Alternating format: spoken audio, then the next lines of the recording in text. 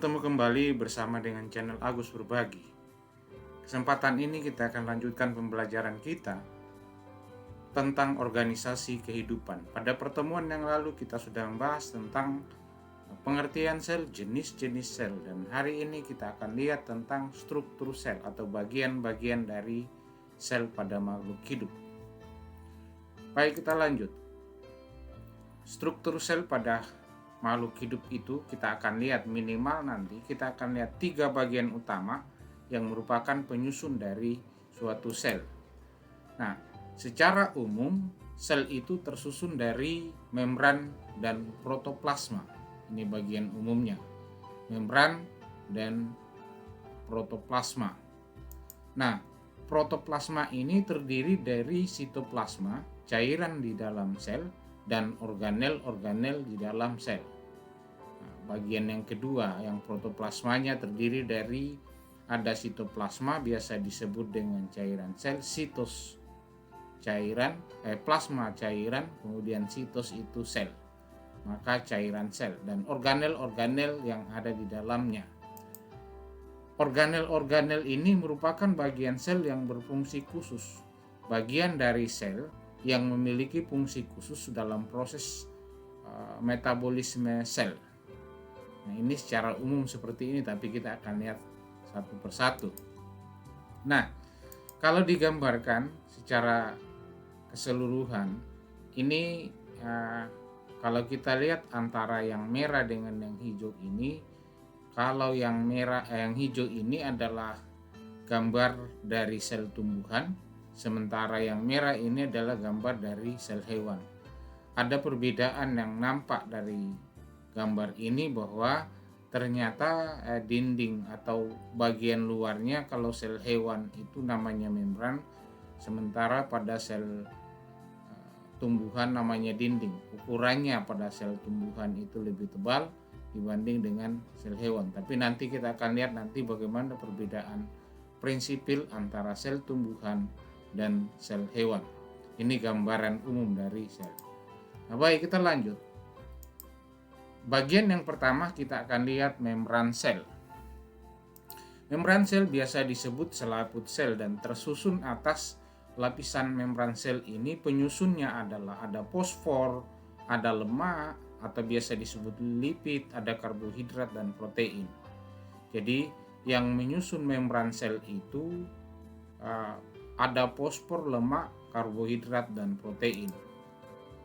Membran sel berfungsi sebagai pelindung dan pengatur lalu lintas zat yang keluar masuk di dalam sel. Jadi karena dia berada di luar, apa yang mau masuk ke dalam sel itu diatur oleh membran sel, atau apa yang keluar dari sel itu diatur oleh membran sel. Berikut, membran sel itu bersifat semi permeabel. Apa istilah ini? Apa yang dimaksud dengan semi permeable? Artinya, membran sel hanya dapat dilewati oleh zat tertentu. Jadi yang bisa lewat dari membran sel itu hanya zat-zat tertentu yang bisa keluar masuk, air misalnya dan sebagainya. Tapi ada zat yang tidak bisa lewat karena ukurannya lebih besar, maka tidak bisa lewat. Maka sebab itu sifat dari membran sel disebut dengan semi permeable. Ada bagian-bagian tertentu yang bisa lewat tapi ada yang tidak.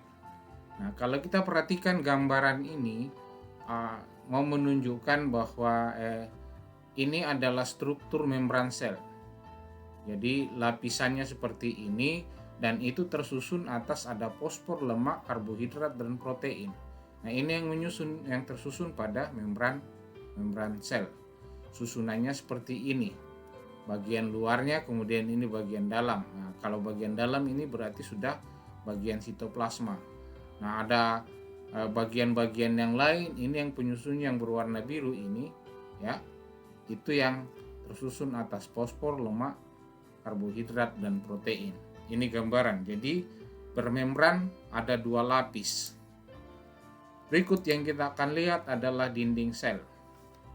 Ini yang saya katakan tadi bahwa kalau pada sel hewan bagian yang paling luar namanya membran sel, sementara pada sel tumbuhan bagian yang paling luar namanya dinding sel.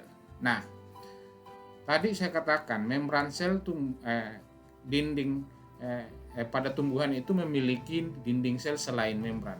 Jadi bagian membran sel tumbuhan dilindungi oleh dinding sel, berarti yang paling luar dari sel tumbuhan itu adalah dinding, kemudian baru lapisan keduanya adalah membran. Nah, selain melindungi sel, dinding sel juga menjaga bentuk sel tumbuhan tidak berubah dan kaku. Oleh sebab itu senantiasa bentuk pada sel hewan itu relatif tetap atau tetap dibandingkan dengan bentuk pada sel tumbuhan itu relatif tetap. Maaf, saya ulang ya, bentuk sel tumbuhan itu tetap dibandingkan dengan sel hewan. Karena apa yang mempengaruhi? Dinding selnya itu yang menjaga bentuknya. Nah, kalau kita perhatikan ini, bagian-bagian lapisan adalah mela tengah, dinding primer, kemudian plasmanya di dalam. Kalau kita gambarkan seperti ini. Ini kalau digambarkan susunannya. Nah, protein-protein ini ada pektin, ada selulosa, ada hemiselulosa. Ini yang penyusun-penyusun dari dinding sel sehingga strukturnya kaku. Nah, itu. Ingat, dinding sel ditemukan pada sel tumbuhan, tidak ditemukan pada sel hewan. Bagian sel yang kedua yang kita akan lihat adalah sitoplasma. Seperti yang saya katakan tadi, itu sitos, sel, dan plasma itu cairan. Berarti yang kita akan bicarakan ini adalah cairan di dalam sel. Merupakan cairan yang berada di dalam sel. Sitoplasma itu mengandung berbagai macam zat, di antaranya ada protein, lemak, karbohidrat, zat-zat organik, dan enzim, zat-zat organik, enzim, vitamin, dan hormon. Jadi ini yang terkandung di dalamnya. Karena banyak zat-zat yang terkandung di dalamnya, maka peran atau fungsi dari sitoplasma ini berfungsi sebagai tempat berlangsungnya reaksi metabolisme sel. Apa alasannya? Ya, karena organel-organel sel itu terdapat di dalam sini. Semua organel yang memegang peranan dalam proses metabolisme, misalnya pernapasan, sintesis protein, ekskresi dari sel ini berada di sitoplasma. Nanti kita akan lihat pada organel-organel sel. Nah, perhatikan ini, kalau ini digambarkan ini bagian luar tadi ya, membran selnya ada, maka semua yang berwarna biru ini cairan sel. Ya, cairan sel. Semua yang berwarna biru berada di luar ini ya, itu adalah sitoplasmanya. Dan di sini terdapat misalnya ini ditunjukkan ini mitokondria. Ini badan Golgi dan bagian-bagian yang lain ada di sini. Nah, itu yang disebut dengan organel-organel, dan pada pertemuan berikutnya kita akan bahas tentang organel-organel dalam sel. Selanjutnya kita akan lihat yang ketiga. Bagian utama yang ketiga adalah nukleus. Nukleus ini adalah biasa disebut inti, bagian dari situ. Nukleus itu tersusun atas membran. Jadi nukleus memiliki membran, utamanya pada sel eukariotik. Tetapi ada sel yang tidak memiliki, intinya tidak memiliki membran, yang kita sudah bahas yang lalu, yaitu prokariotik. Tersusun atas membran, kemudian ada juga cairan inti. Ingat, cairan sel namanya sitoplasma, nukleoplasma cairan yang berada di dalam inti sel. Kemudian di dalam inti sel juga ada kromosom. Kemudian di dalam nukleus ada anak inti yang biasa disebut nukleolus. Bedakan antara nukleus dan nukleolus. Nukleus inti, anak inti adalah nukleolus. Ini istilah yang harus dipahami. Kemudian cairan inti ini tersusun atas air. Nah, namanya cairan maka tersusun atas air, kemudian protein dan juga ada mineral. Kromosom merupakan pembawa sifat menurun. Jadi pada bagian tubuh makhluk hidup yang berperan sebagai pembawa sifat menurun pada sel makhluk hidup itu adalah kromosom. tersusun atas benang-benang kromatin, dan di dalam kromatin, benang-benang kromatin, ada yang disebut dengan DNA.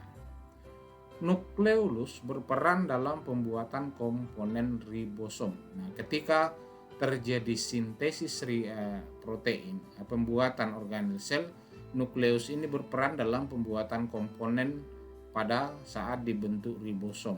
Ribosom ini adalah salah satu organel yang kita akan lihat nanti, organel sel dan fungsinya. Nah, ini bagian ketiga. Jadi ada 3 bagian nukleus, 3 bagian pada sel, membran, itu utama pada membran sel, kemudian sitoplasmanya, sitoplasma terdiri dari protoplasmanya terdiri dari sitoplasma dan nukleoplasma, kemudian nukleolus, bagian-bagian dari sel. Nah, perhatikan yang saya gambarkan ini adalah nukleus dan nukleolus. Nah, kalau ini adalah kalau kita gambarkan ini nukleolus, ini anak inti, maka yang di luar ini adalah nukleus. Di dalamnya ini adalah nukleus, di dalamnya ada nukleoplasma, cairan yang berada di dalam inti ini. Baik. Nah, pada dinding-dinding ini, membrannya ini kan kita temukan ada organel yang seperti yang katakan tadi, ada ribosom dan sebagainya. Demikian pembahasan kita hari ini. Sampai bertemu kembali bersama dengan channel Agus Berbagi.